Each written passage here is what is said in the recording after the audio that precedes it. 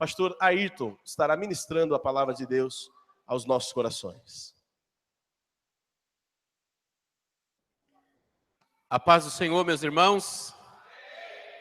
Glória a Jesus. Abra sua Bíblia.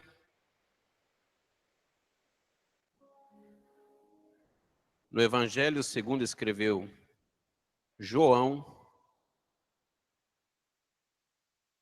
capítulo de número 6.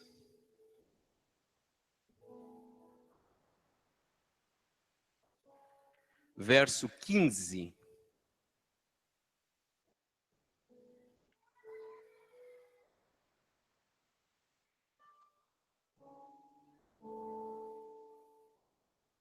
João 6 e 15. Amém? Sabendo, pois, Jesus que havia de vir arrebatá-lo para o fazerem rei, tornou a retirar-se ele só para o monte. Marcos, abre Marcos agora, Evangelho. Capítulo 6, verso 45 em diante.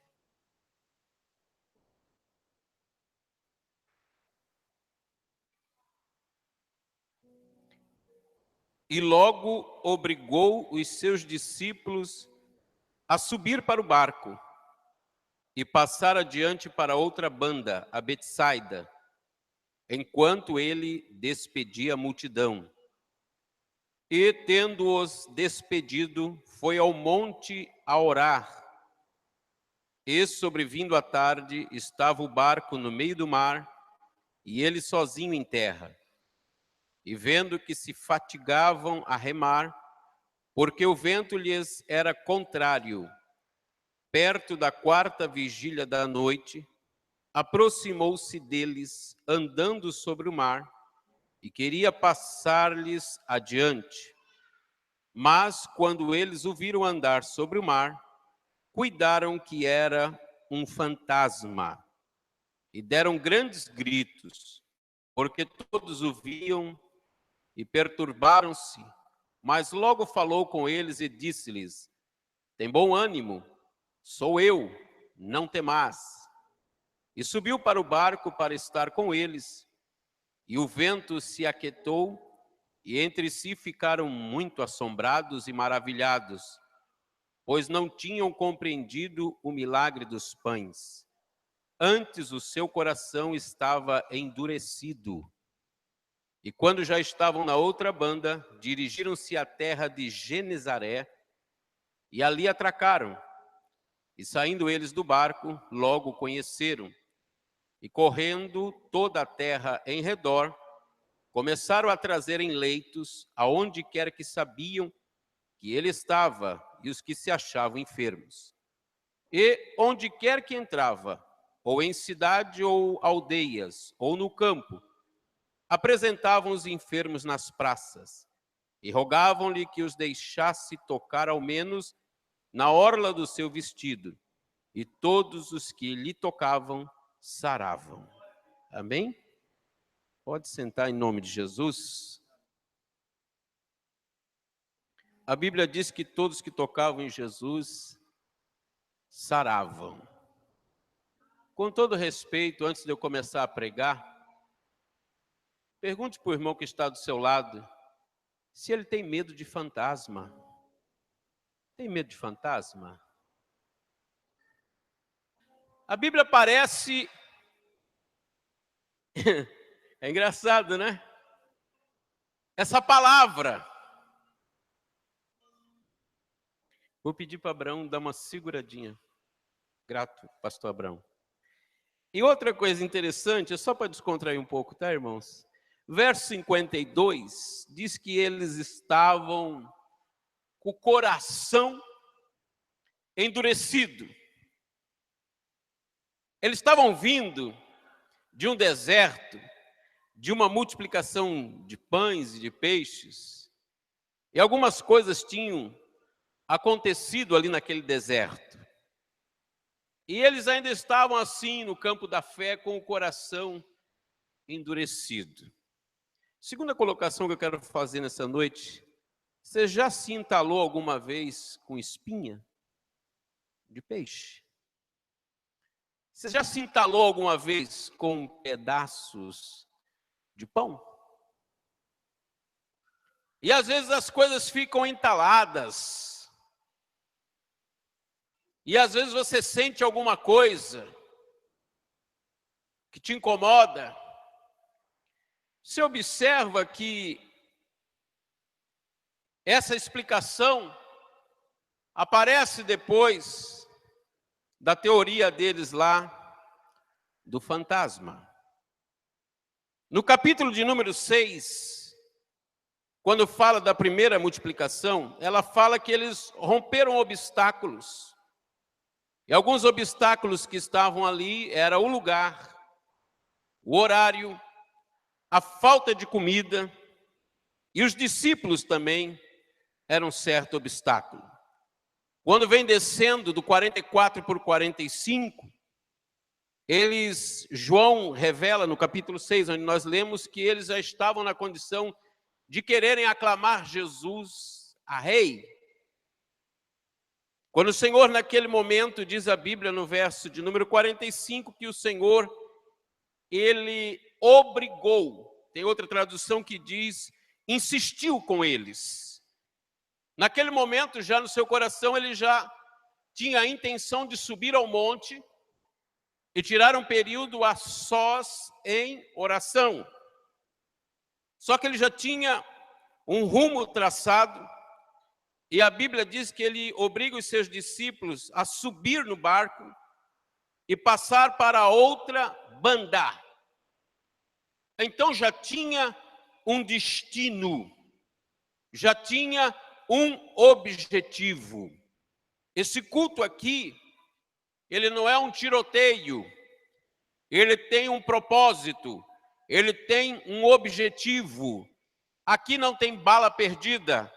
Aqui tudo que vem, se você abrir bem o seu ouvido, abrir bem o seu coração, você vai perceber do começo, meio e fim, a presença de Deus, a presença do Espírito Santo e a presença do Senhor Jesus no nosso meio. Você sabe aonde vai chegar. O piloto da embarcação, nosso digníssimo pastor, ele está conduzindo para chegar num objetivo. Ele está dirigindo por graça e obra do Espírito Santo para levar você a uma direção. E você sabe que você está saindo de uma margem chamada terra e indo em direção ao céu, indo à direção de Canaã e Canaã celestial. Então nós não estamos sendo conduzidos nem para um lado e nem para o outro. Sabemos que estamos andando de frente, sabemos que temos um porto seguro, um lugar a chegar. Isso todos aqueles que entregaram a sua vida ao Senhor Jesus Cristo, que passaram a pertencer à família de Deus, porque há uma diferença da criatura de Deus e dos filhos de Deus. E quando nós entregamos a vida ao Senhor Jesus Cristo, nós recebemos a direção de Deus. E é isso que o Senhor tem tratado conosco. A Bíblia diz que quando o Senhor obriga eles a embarcar, veja que eles estavam fora da embarcação, já tinha muita coisa acontecida. E uma das coisas que aconteceu, que eu quero enumerar duas pelo menos. A primeira, o deserto que eles tinham enfrentado. Ali tinha faltado algumas coisas básicas. Só que nós estamos tratando de homens que eram do mar. Quando eu enfrento o deserto, fora do meu ambiente de trabalho, fora daquilo que eu estou acostumado, esse deserto passa a ser para mim visto de uma forma diferente. Ele estava tratando com pescadores no deserto, em terra seca, em lugar firme. Eles ali ficaram com o coração endurecido, então o Senhor agora vai levar eles agora para um campo de fertilidade da fé. Um lugar agora diferenciado, e um lugar agora, um cenário aonde eles conheciam. Teoricamente, eles conheciam tudo sobre mar, conheciam tudo sobre vento, conheciam tudo sobre navegação, conheciam tudo sobre força de maré, sobre força de vento, sabiam de onde os ventos vinham, de onde eles estavam para lá ou para cá. Eles observavam o nascer do sol, o pôr do sol, as condições da lua, as condições meteorológicas. Eles sabiam muito bem, conheciam muito bem essa área. Uma coisa que eu observo nesse texto agora é quando Jesus vai provar, vai levar as pessoas para um deserto, no lugar onde eles acham que dominam, acham que sabem tudo, acham que já aprenderam tudo. Agora os discípulos estão entrando na segunda fase do treinamento e vai apertar um pouquinho mais para eles. E o que acontece? Quando eles são obrigados, insistidos a embarcar naquela embarcação e passar para o outro lado, a Bíblia fala aqui de Betsaida. E enquanto eles recebem essa ordem, Jesus agora ele vai se despedir da multidão. Tinham comido, tinham bebido, tinham levantado aquelas alcofas de pães e peixes, e agora o Senhor começa a se despedir da multidão, mas, olhando para eles, já tinham dado ordem para eles embarcar e eles atravessarem lá para o outro lado, para outra margem. Enquanto isso está acontecendo, ele se despediu da multidão e aqueles discípulos, então, recebem aquela ordem e começam. Nesse sentido, agora, eles começam a entrar agora para dentro daquele mar e algumas coisas maravilhosas vão acontecer através da ordem do Senhor Jesus. Na navegação normal, numa bússola tradicional, na bússola mesmo, primeiro que a gente começa a navegar à noite, se for à noite no caso, com toda a embarcação na cabine apagada. Na bússola tem algo chamado piloto, que é uma lâmpadazinha que ela vai constantemente acesa e a gente trabalha com a cabine do barco apagada. E os barcos aqui, eles têm uma luz vermelha de um lado e uma luz verde do outro e uma luz de popa. Isso só para os irmãos entenderem um pouco de navegação. Quando a gente está no oceano aberto, que nós olhamos uma embarcação, se eu vejo uma lâmpada, eu sei que ela está de popa para mim. Se eu vejo a verde e a vermelha, eu entendo que ela está na minha direção. E como piloto de embarcação, eu já sei que na minha fronte, o lado que eu vou ter que optar para não ter um choque na navegação. O mestre, ele sabe que lado que ele vai jogar, de acordo com quando ele vê aquela luz vermelha e verde. Haja visto também que existem no meio do oceano luminares ou boias que indicam, ou sinais, a distância de terra, a profundidade, que também quem entende de carta náutica, ele sabe por onde ele deve passar e o caminho que ele vai passar. Portanto, os discípulos, eles sabiam aonde iam chegar. Acontecesse o que acontecesse, eles já conheciam essa terra, eles já saberiam onde chegar. Eles tinham muita prática e muita experiência. Então, o problema, muitas vezes, não é o destino. Não é onde você vai chegar. É como você vai chegar lá. E hoje nós observamos pela televisão, pelo rádio, por muitas coisas, um evangelho assim, muitas vezes light, um evangelho só colorido, um evangelho que está todo mundo sorrindo, um evangelho que está todo mundo só na bênção, né? Só dando risada, só feliz da vida. E às vezes quando você entra agora na embarcação para atravessar o mar e para obedecer o que Jesus está mandando fazer, você vai ver que tem vento.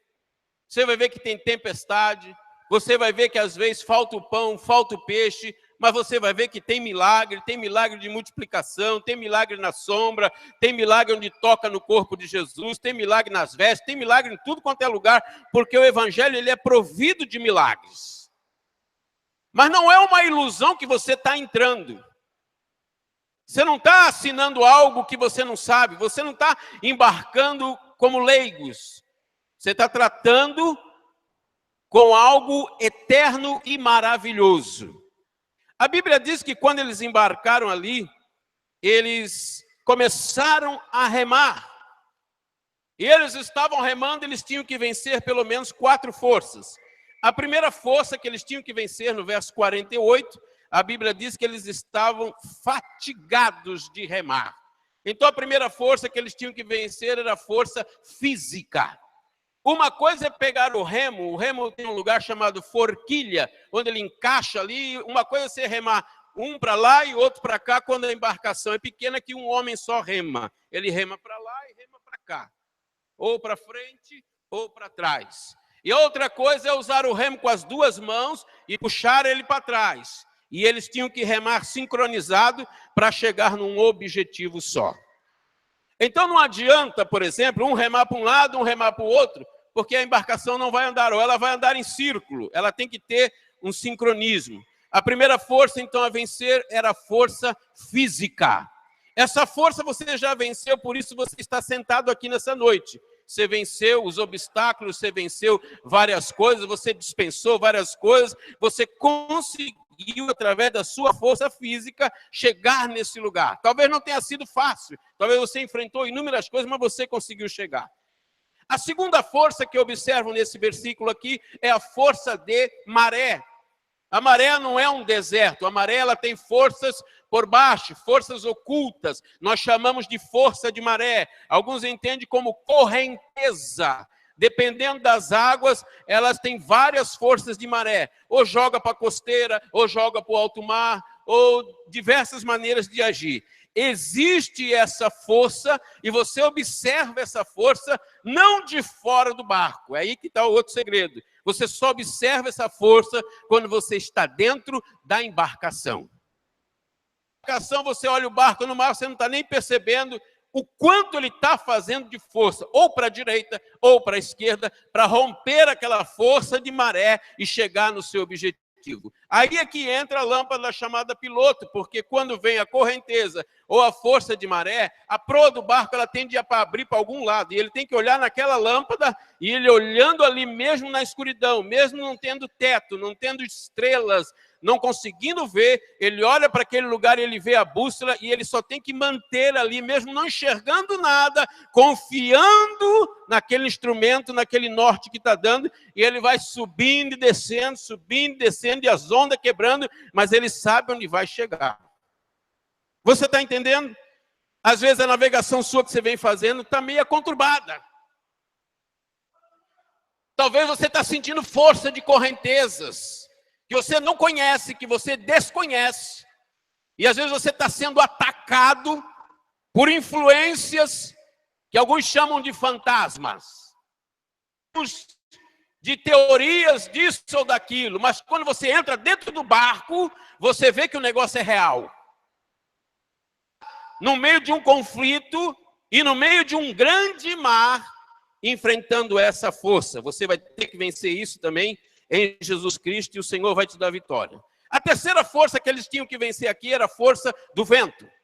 Uma das coisas que os pescadores têm mais medo, mesmo sendo profissionais, que eles mais respeitam, é o tal do vento. Eles têm uma preocupação muito grande com o vento, eles observam o vento, de onde vem o vento, como que é o vento, a velocidade do vento e assim por diante. A Bíblia diz no livro de Atos que eles enfrentaram, não nessa passagem, em outra passagem, um vento chamado Euroaquilão, um vento que dá na Europa. Então era um vento perigosíssimo. Aqui nós temos vento noroeste, sudoeste, temos vento de popa, de proa e assim por diante. O que acontece agora? Eles tinham que enfrentar a força do vento.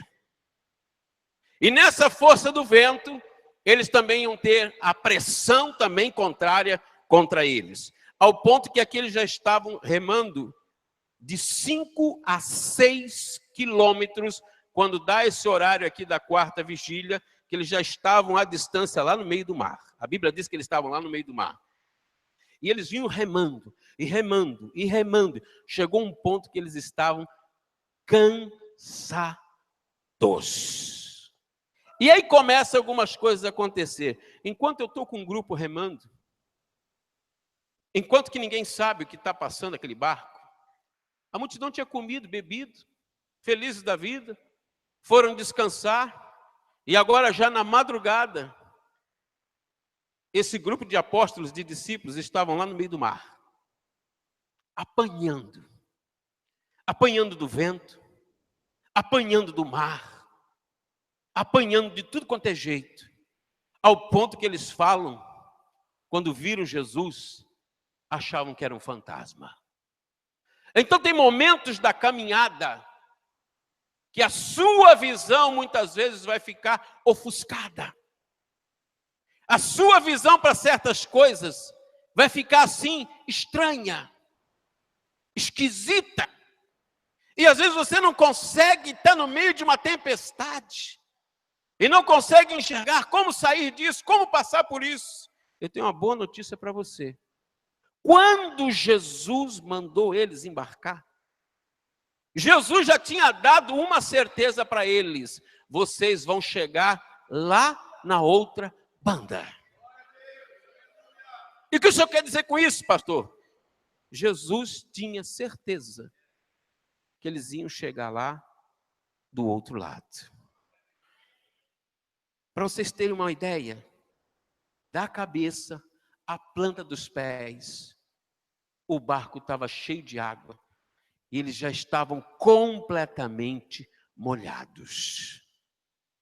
Você está disposto a navegar molhado? Você está disposto a perder o teto? Você está disposto a nenhum amigo te escutar? Você está disposto a ficar no meio do oceano e quando você olha para um lado, olha para o outro, nem uma lâmpada sequer? Disposto a escutar o zumbido do vento? Porque barulho é uma coisa e chega a hora que ele faz zumbido. O frio, a umidade, estavam saindo do deserto, de uma área totalmente quente, a evaporação totalmente acelerada e agora entram no meio do mar. O clima mudou. Jesus pega do deserto e leva para outro deserto que eles achavam que dominavam. E sabe onde Deus vai mais te provar? No campo que você mais domina. No campo que você mais conhece. O vendedor vai ser provado na sua área de venda, provado na sua área de compra. O engenheiro vai ser provado na área sua de engenharia. O advogado e assim sucessivamente. Onde você acha que tem 100%, eu me garanto aqui. Aí o Senhor vai te mostrar que não é bem assim. Que Ele sempre tem algo novo para te ensinar. Os músicos na área de música e outros assim sucessivamente. E quando eles estavam remando, um olhavam para a cara do outro, com vontade de largar o remo, com vontade de parar de remar, porque estavam fatigados. Diga para o irmão que está do seu lado: não largue o remo por nada. Não pare de remar. As irmãs cantaram: não pare de adorar, não pare de orar, não pare. E eu venho agora e te digo: não pare de remar. Continue remando. Pastor, eu não estou vendo nada, não sei para onde eu vou chegar. Fique tranquilo, Ele está no controle desse negócio. Reme, reme, não desanime. De Deus, que eles venceram essa força toda. E quando isso acontece, eles estão no meio do mar. E a Bíblia diz que estavam sozinhos. E Abacuque fala de um avivamento no meio dos anos. E eu tenho outra coisa para te falar. Jesus Cristo está andando aqui no nosso meio. Ainda que você não veja, ainda que você não acredite, ainda que você olhe e não veja nenhum fantasma, não veja nada, isso não quer dizer que Ele não está aqui. A palavra dele diz: onde estiver 2 ou 3 reunidos, unidos no seu nome, Ele se faria presente. Portanto, Jesus está aqui. lá no monte, observou de longe aquele barco sozinho. O Senhor estava em terra, o verso 47 revela isso. Viu o cansaço, a Bíblia diz no verso 48 que o vento era contrário. Dá o horário perto da 4ª vigília da noite. E nesse momento, nessa hora, o Senhor começa agora a se aproximar deles. De que maneira? Andando sobre o mar. E agora o Senhor sai da praia e vai caminhando. Comum, na 4ª vigília, entre as 3 da manhã e as 6 da manhã. E ele começa a caminhar. E eles lá sofrendo. Quando chega lá no meio, 6 quilômetros. Menção assim de passar pela embarcação e deixar eles. Eu imagino o desespero que foi naquela hora. Eu imagino a agonia que é ver Jesus passar do lado e você não poder agarrar ele ou fazer qualquer coisa. Dá um assobio aí, crente. Faz um barulho aí, faz alguma coisa. E aconteceu alguma coisa dessa. Quando Jesus fez aquilo, Jesus já fez pedagogicamente. Ensinando para eles. Eu estou aqui no meio do mar com vocês. Não estou do método convencional que vocês andam sobre as águas. E se vocês crerem, também vocês vão andar. O indivíduo ficou com uma conversa assim teológica comigo, veio querer, e eu fiz uma pergunta para ele assim: tudo bem, meu irmão. Deixa eu fazer uma pergunta para você então. A sua sombra já está curando? Aí ele ficou, como? A sombra está curando? Porque a Bíblia diz que a sombra dos apóstolos de Pedro, por onde passava, colocava os enfermos, só a sombra curava. A minha sombra não está curando ainda, então a sua sombra deve estar com defeito, né? Porque a Bíblia diz que cura. Já versa. Aí ele engoliu aquilo e ficou calado e já viu que não tinha nem para onde ir. O que aconteceu? Jesus fez menção de passar. Só que aí, a propósito, e diz a eles viram andar, no verso 49, cuidaram que era um fantasma. Verso 49 diz que eles começaram a gritar. E aí o Evangelho de Mateus, no capítulo 14, ele vai mostrar nesse momento que eles estavam na dúvida se era Jesus ou não. Pedro, ele pergunta se era o Senhor. E ele disse, então vem cá, pode vir? Pode. E Pedro desembarcou. Pedro teve uma coragem tão grande, porque ele sabia da profundidade, ao tempo. E aqui eu quero te dizer um negócio. Você está passando por um problema, dificuldade, tempestade tem começo, meio e fim. O começo, até 6 quilômetros eles tinham passado. Chegaram no meio agora, Jesus sentou no meio. Solução. Então, se você já está no começo da tempestade, vai tranquilo que vai balançar um pouco. Se já está no meio, aguenta mais um pouquinho. Já estou gritando, pastor, já estou gritando. Eu sei que você está gritando. É para desentalar essa espinha lá do deserto que você passou lá. É para soltar aquele pão que estava entalado lá do deserto. É para amolecer o coração que estava endurecido. E a palavra, ela está quebrando. Que esmiúços tenha. A palavra é martelo. Vai te deixar molinho em molinho. Grita, filho, grita, grita, grita para Jesus no meio do mar. E Jesus está lá tranquilo. Eis que estou convosco todos os dias. Até na tempestade? Até no dia do problema? Até na dificuldade? Sim, todos os dias. Até quando, Senhor? Até a consumação dos séculos. Fica tranquilo. Amados, quando isso aconteceu, Pedro ele vai na direção do mestre. Imagina o cenário em volta. Sem luminosidade, barco lotado de água, eles tudo molhado, arrebentado, cansado. E eu fico imaginando nessa hora, para de remar ou continua remando? Se para de remar, sabe o que acontece? Afunda. Porque você perde tração. E a água não tem dó de você. O mar não tem pena de você. O mundo não tem dó de nós. O mundo não tem piedade de você. E se ele conseguir te jogar para o fundo, eu tenho uma boa notícia. Está aqui nessa noite o Senhor Jesus, que estende a mão e te puxa da onde tu estiver afundando e te coloca no barco. Entenda uma coisa.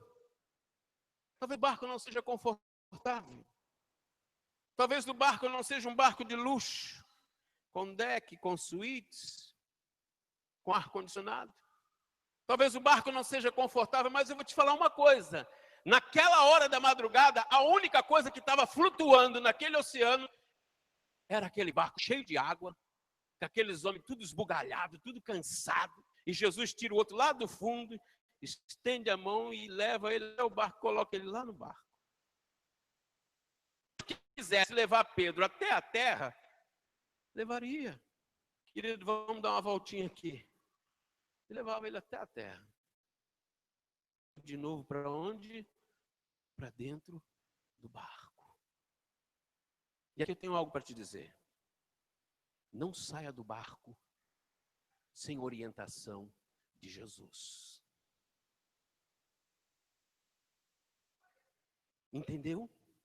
Mas a tempestade está arrebentando, vai afundar. Quem disse que vai afundar? Não sei o que, o vento, o barulho. E daí? O Senhor mandou você sair do barco? Abandonar o barco? Todos aqueles que abandonaram o barco morreram. Lá, quando tentaram fugir, quando tentaram se jogar, ele disse, não, para! Porque o anjo de Deus que esteve comigo essa noite disse que não vai morrer nenhum. Fica no barco, aguenta, vai balançar um pouco, mas você vai chegar a Genezaré, você vai chegar lá a Betsaida e você vai ver o que vai acontecer lá na outra margem. Levando eles agora do deserto marítimo para um lugar em terra, para treinamento da fé. O que aconteceu quando ele afundou? Novamente o medo do pescador, barulho do vento, barulho para a atenção dele. Ele afundou, irmãos, literalmente, frente a frente com Jesus. Isso é possível, pastor? Sim, senhor, é possível. E é possível ainda sair triste da presença de Jesus. Dependendo como está o seu coração. Lembra do jovem, mancebo de qualidade? Que tinha muitas coisas na cabeça, muitos projetos, as coisas. Diz a Bíblia que ele saiu triste da presença de Jesus. Queridos, não se afaste da presença de Jesus. E hoje o Espírito Santo está falando para você, se você já pulou fora do barco, ou está distante do barco, o anzol de Deus já está te pescando. Você está percebendo? Ele te chamando para dentro do barco. Está te trazendo de volta. O que acontece? Quando eles viram aquilo que eles gritaram, todos viram, ficaram ali espantados. Aí Jesus no verso 50 ele diz assim, anima-te, bom ânimo, sou eu, não tenho medo. Subiu para o barco para estar com eles. Quando Jesus entrou a bordo, o vento estou e todo mundo ficou assombrado e maravilhado. Porque, olha lá como eles estavam entalados no coração. No verso 52, no milagre de pão e peixe, o coração deles estava endurecido. E aí, no 53, chegando na outra banda, no campo de fertilidade da fé. Esse lugar que eles estão chegando tem cerca de 6,5 km de comprimento e 3 km de largura. É um pedaço de terra relativamente pequeno, mas ali era a escola agora da fé, que o Senhor ia ensinar algo maior para eles e algo melhor. Deu uma batidinha no coração, deu uma sacudidinha, amoleceu, preparou, pronto. Agora tem mais uma fase. E aí o que aconteceu? Quando chegaram ali, eles desembarcaram. E quando eles desembarcaram, a Bíblia diz que eles atracaram, quer dizer, amarraram a embarcação, no verso 53. No verso 54, eles já saem do barco, e quando saíram do barco, a multidão que estava ali, daquela planície estreita, conheceram que era Jesus naquele lugar. No verso 55, toda a terra, todo aquele pessoal que estava em volta, começaram a levar as pessoas enfermas na direção do Senhor Jesus, e começou aquele outro grupo se a juntar. O cenário começou a se montar novamente de forma diferente.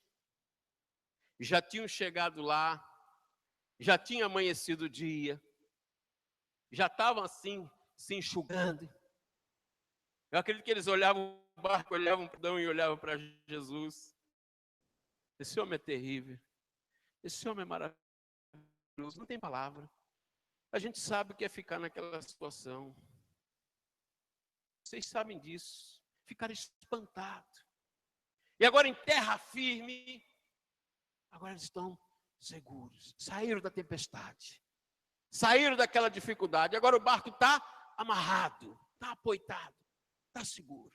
O que vem agora? O que vai acontecer agora? E o Senhor queria concluir aquela didática. Quando eles chegaram ali, começaram a ver aquelas pessoas correndo de um lado e para o outro, começando a trazerem leitos, começando a trazer os doentes, que sabiam que Jesus estava ali. Todos os enfermos começaram a se achegar ali naquele lugar. E agora eles entram na fertilidade da fé. E agora vai acontecer algo que está acontecendo com a igreja hoje. Que está acontecendo na tua vida hoje. Qual era a intenção do Senhor? Que você vivesse as promessas de Deus. Qualquer jeito que se vive as promessas de Deus. Não é de qualquer maneira que se vive as promessas de Deus. Tem algumas coisas que se passam e você vai vivendo. Pouco a pouco, você vai conhecendo pouco a pouco, você vai experimentando pouco a pouco, e sabe o que vai acontecendo com isso? Você vai se apaixonando por Jesus, você vai amando Jesus, quer ouvir Jesus, você quer encostar no vestido dele, você quer chegar perto dele, você quer sentir o perfume dele, você quer adorar ele, você quer orar, você quer jejuar, você quer contribuir com a obra dele, você quer ajudar ele, você quer ver os negócios dele indo para cima, indo para frente, para cima e para frente, você quer ver o êxito das obras do Senhor Jesus Cristo. Apaixonado por ele. E você começa a chorar, e você começa a adorar, e você começa a se lançar com o seu rosto em terra, e você começa a amar do fundo do seu coração e da sua alma, porque você reconhece que na hora da briga, na hora da luta, na hora da tempestade ou na hora da bonança, só vale a pena se for com Jesus. Nada. Com Jesus, tudo. E no porvir, a vida eterna. O melhor é o que Deus está preparando para você e para mim. O melhor está reservado ainda no seu coração. Você nem escutou ainda, você não sabe ainda a profundidade, a largura, a altura. Você não sabe, mas mesmo sem saber, ele já foi na frente para você. A recepção é com ele. As coisas maravilhosas é com ele. E quando as pessoas foram chegando, e os discípulos vendo tudo isso, será que valeu a pena passar essa noite toda? Será que valeu a pena acontecer tudo isso? O povo correndo, e onde eles entravam, verso 56, diz a Bíblia aqui pelo menos 4 lugares. Primeiro, nas cidades. Segundo, nas aldeias. Nos campos. E agora apresentavam os enfermos até nas praças. E quando que acontecia aquilo ali, eles pediam para Jesus que deixasse pelo menos tocar nele, tocar no seu vestido. E todos que tocavam Aí está o segredo. Eram curados. Mais que curados. Eram sarados. Eu quero que você fique de pé por um instante. Vou pedir para o pastor Abraão tocar um pouquinho.